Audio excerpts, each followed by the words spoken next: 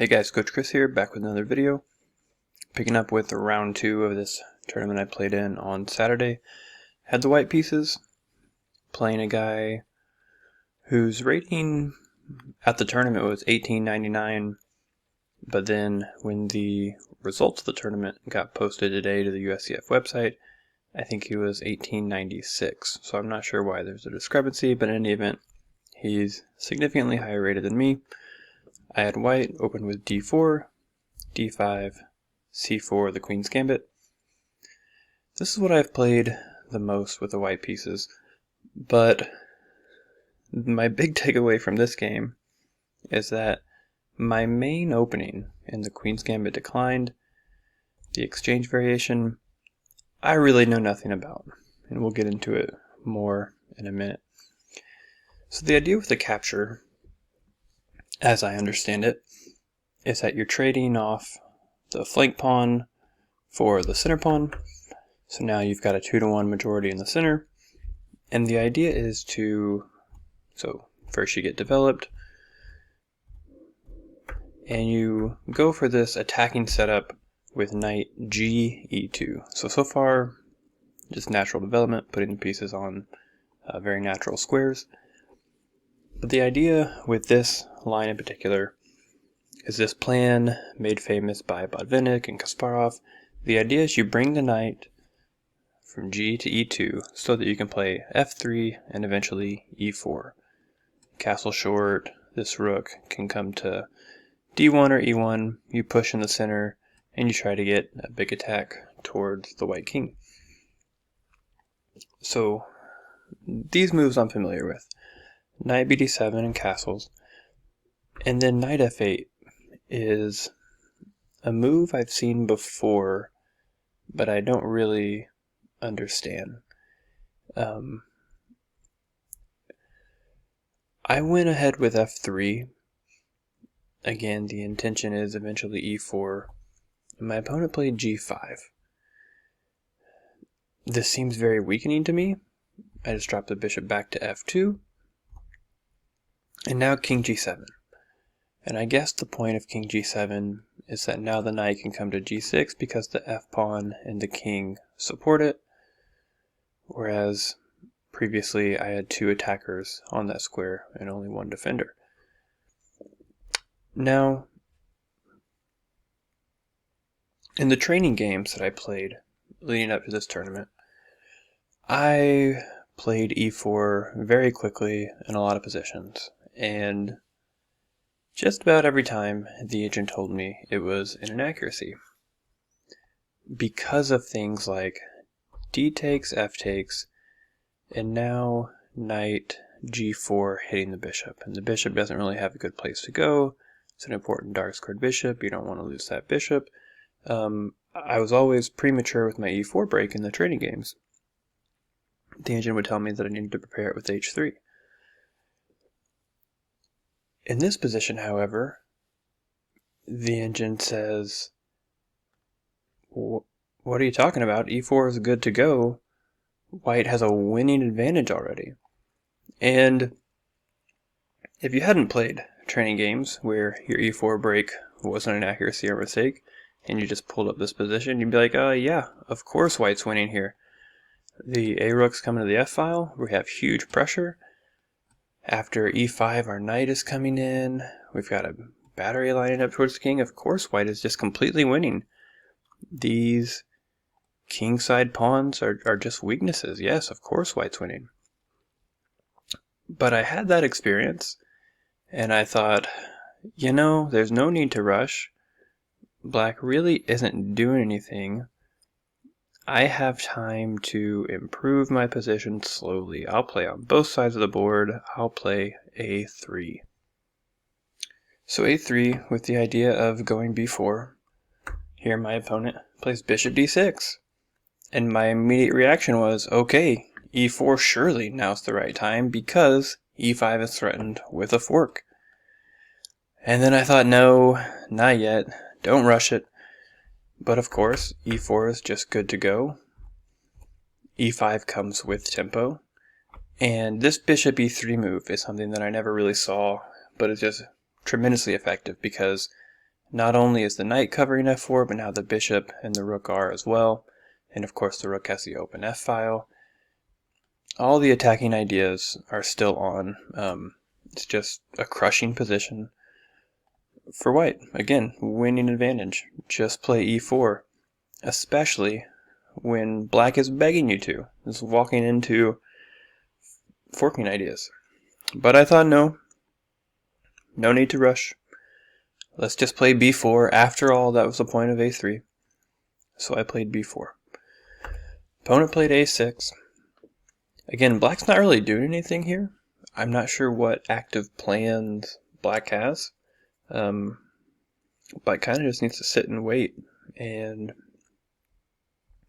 so I guess a3 and b4 don't spoil anything, but the position was already ready for e4. I played h3, acknowledging, yes, I'm weakening some dark squares here, but in all the training games, I had to play h3 first so that there's no knight g4.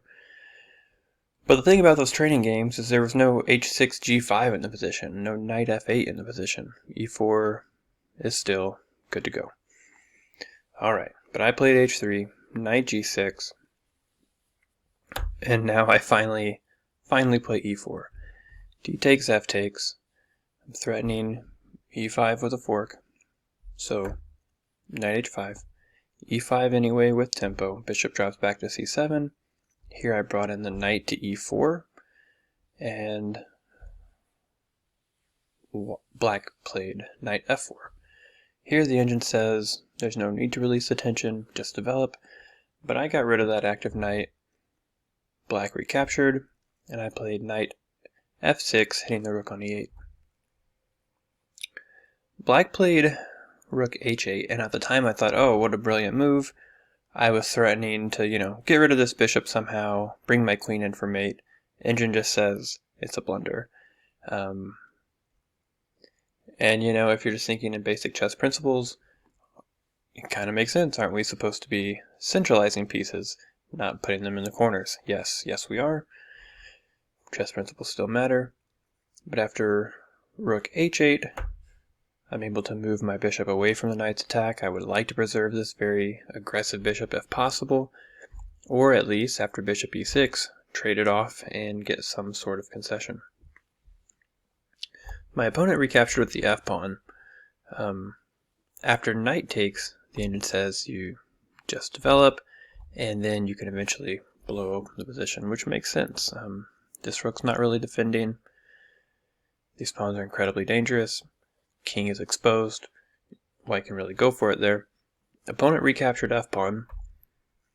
Now I played bishop e3, finally sort of getting it that I need to dislodge this knight. I would like to open up the f-file.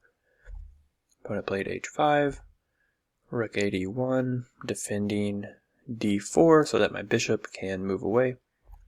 Bishop b6. And now I just took. I expected black to take on d4 with check. I would have sidestepped, but then the bishop is in a pin. Instead, black just recaptured, and I took on f4. Queen e7, queen f2, building up pressure on the f-file, and also introducing queen g3. And after rook h6, queen g3, rook g6 blocking the check, I took the pawn. The engine says that was inaccurate. Engine would prefer to build the tension and introduce discovered check ideas. And now we sort of run into the big problem with the time control I was playing in, which is game in 25 with a 5-second delay, is that very often you get into time scrambles. And here my opponent and I were both low on time. And even though I have a very, very promising attacking position, what ended up happening, I don't have all the moves, I couldn't recreate them all. So I just sort of have to describe how the game went here. What ended up happening is we swapped off a pair of rooks. Eventually, black did take on d4. I hid the king. I gave up the d4 pawn so that I could have lots of pressure on the f-file. And at some point my opponent played b6, which weakened c6. My queen captured, and then I had a nice tactic on f8. I drew the king to f8 with a capture. King recaptured. I played queen d6 check, forking the bishop and the king. And so went up a piece and converted the endgame. So my big takeaways from this game are that whatever my main opening is, whether it's going to be the exchange, Queen's Gambit decline, or something else, it's not enough to just have played a bunch of games in that opening. You have to deeply analyze those games and really understand the why behind the moves. Apparently I have never timed e4 correctly in the Queen's Gambit declined exchange variation, so I need to research this more deeply if I'm gonna keep playing it. So that's one takeaway. I need to know my openings better, the why behind the moves. Another big takeaway is that, especially in time scrambles, like these rapid tournaments that I've been playing in, tactics and particularly pattern recognition is just hugely, hugely important. The game becomes very instinctive, and if you're constantly doing chess.com Puzzle Rush or Lead Chess Puzzle Streak, that's a huge advantage, is being tactically sharp, having excellent pattern recognition. In these rapid games, you don't really have time, when it's game in 25 with a 5-second delay, you can't spend 10 or 15 minutes trying to perfectly calculate a long line. You have to play principled chess in the opening. Hopefully you're playing an opening and a middle game that you're familiar with the middle game plans. And you have to have strong pattern recognition and take your chances when they present themselves. So, anyway, ended up winning the game. I believe this is the highest rated player I've ever beaten. So that was nice. Going into the lunch break, 2 rounds to go, I was leading the tournament, having beaten the highest rated player in the field. And so I was feeling good, off to a good start in the tournament. That wraps up round 2. Thanks for watching. Keep grinding those tactics. And don't just memorize opening lines, really try to understand them. Alright, see you in round 3.